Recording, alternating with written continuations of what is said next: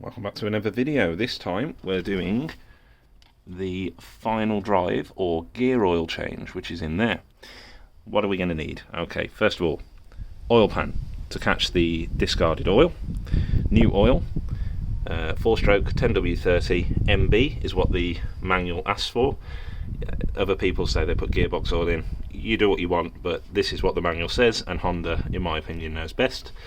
You're going to need a jar to take the oil from here, to put it in there so you can go and recycle it. A jug so you can pour the oil into the jug and use the syringe to refill.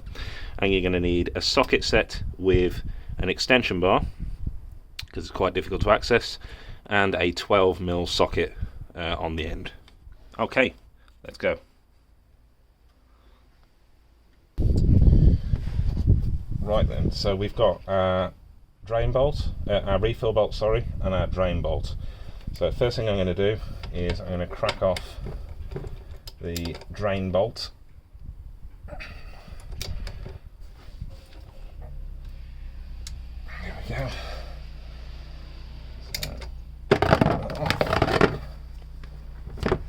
It's probably easier once you've undone it a little bit just to use this. And we should start to see fluid coming out. There it is. And that is proper gloopy. So let's get that out. Remember, there's a copper washer on there as well. You're going to want to try and get that off at the same time, like that.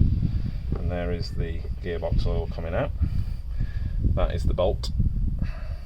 Okay, so with the copper washer on, strictly speaking, you probably should change the copper washer every time. I don't tend to. No huge need. So we're going to let that drain out. And whilst it's draining out, I'm going to undo the refill bolt at the same time.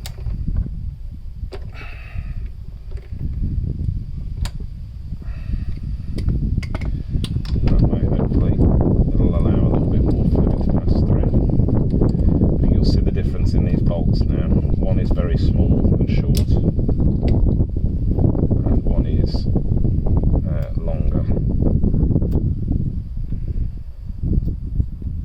so it's impossible to get them mixed up.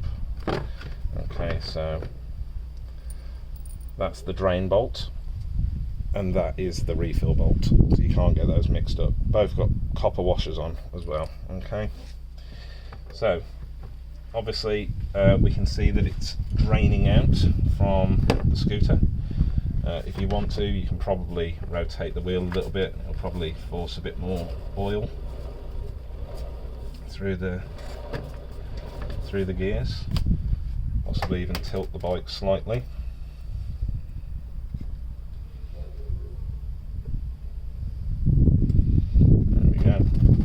Obviously it's really close to your back wheel, so you want to try to minimise the risk of getting any oil on there. And just to show you now, I'll put the bolt back in the drain hole. Okay, so I'll put the bolt back in the drain hole. Remember, the longer one of the two, okay, goes all the way in. Okay, I'm just going to hand tight to start with, and then that way it'll make life a bit easier with the socket. So impossible to get these the wrong way around really, because if you put the other one in, it wouldn't bite on the threads, so you should really be able to do this. Anyone should be able to do this. So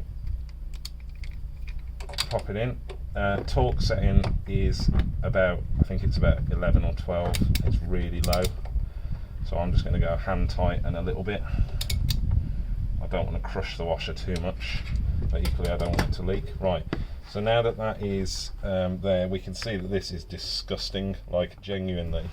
I'll put it in the jar for you, and then you'll be able to see just how gross this gearbox oil is. I'm guessing, by the looks of it, that this might actually be gear oil that they put in at the factory, because it is really gloopy and really, really thick.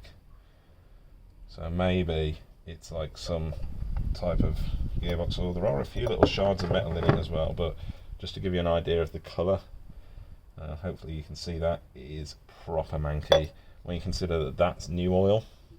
So at this point now, make sure that you've still got your pan underneath it. Use your syringe and suck up some fresh oil, and you're going to fill that hole. So you're going to pump it in, and you're going to keep putting it in until it starts coming out. Okay, so until it starts overflowing. So you'll keep putting it in until it starts coming out. It should take about 200 ml. This syringe is about 20 ml, so it should take about 10 syringes, give or take. But obviously it depends how much was left in there. So that's number 3.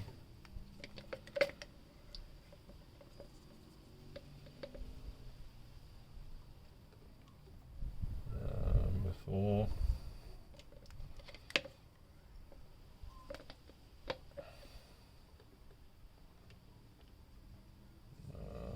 Number 5.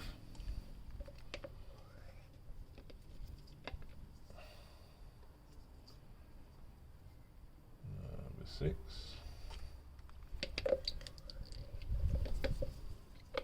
Number 7.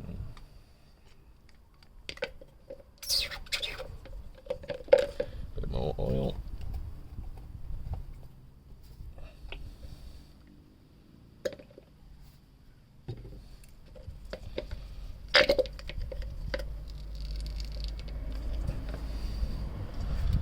See, it is starting to pour out just a little bit, but it might be because I'm on a slight angle, maybe.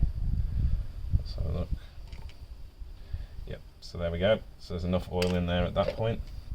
So we're going to pop in the thing, the nut. Shouldn't really be a problem if it's a little bit overfilled, it should be alright. I mean, too much oil in gears, probably not that much of an issue, but yeah. There we go, snug that up, take that out of the way, so we get the socket in properly. There we go, make sure that's snug as well, so snug, snug, check the others whilst I'm here as well, may as well, snug, snug. Whilst we're here, this pipe here is the crankcase breather pipe. So what happens sometimes is some of the oil passes through the air filter and accumulates here. It's a closed end tube. To undo it, there's a clip that's just here that you grab with a pair of pliers, and this slides off. You can tell if there's anything in it because of the tube is clear, so you can see if there's any oil in it. If there is any in it, clear it out, washing up liquid and water, dry it fully, and then put it back on again. Just stops it contaminating your air filter. So yeah, so like I say, this one is your drain, this one is your refill. It's obvious because they have copper washers on, whereas the others don't. So make sure, okay, that you obviously take out the drain first, then take off the refill.